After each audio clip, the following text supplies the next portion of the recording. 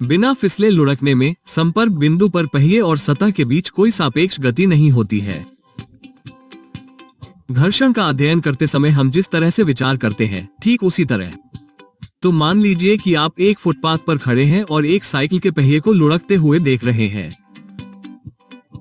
तो आप देखते हैं कि पहिए का केंद्र एक स्थिर गति से आगे बढ़ रहा है और इसे हम v द्रव्यमान का केंद्र कहते हैं।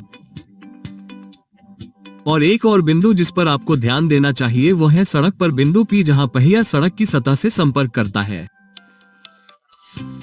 और यह भी द्रव्यमान के वह केंद्र पर आगे बढ़ता है।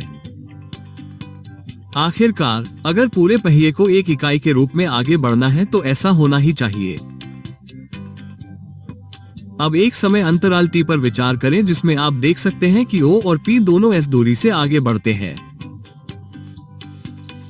और दाईं ओर पहिया एक चाप के माध्यम से घूमता हुआ दिखाई देता है और मान लीजिए कि गति का कोण थीटा और है। परिणामस्वरूप बिंदु P जो t के बराबर 0 सेकंड पर सड़क को छू रहा था को भी एक चाप लंबाई s के माध्यम से आगे बढ़ना चाहिए था। फिर सरल ज्यामिति हमें बताती है कि s बराबर है दटा r, जहां थीटा रेडियन में है और r पहिए की त्रिज्या है।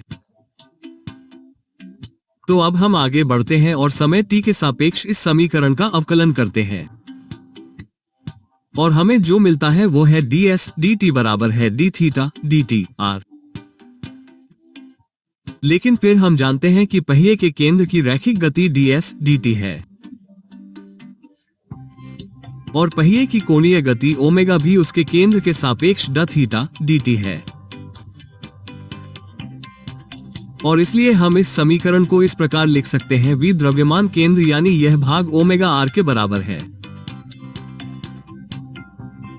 अब ये संबंध बहुत महत्वपूर्ण है क्योंकि यह बिना फिसले लुढ़कने की स्थिति को सुनिश्चित करता है। यानी अगर ऐसी स्थिति के लिए जहां कोई वस्तु लुढ़क रही है और आपको बताया गया है कि इस वस्तु के लिए समीकरण व द्रव्यमान केंद्र बराबर है ओमेगा r सत्य है, आप सुरक्षित रूप से कह सकते हैं कि वस्तु बिना फिसले लुढ़क रही है, या आप ये भी कह सकते हैं कि सतह और वस्तु के बीच कोई सापेक्ष गति नहीं है, या सरल शब्दों में कहें तो कोई स्किडिंग नहीं है।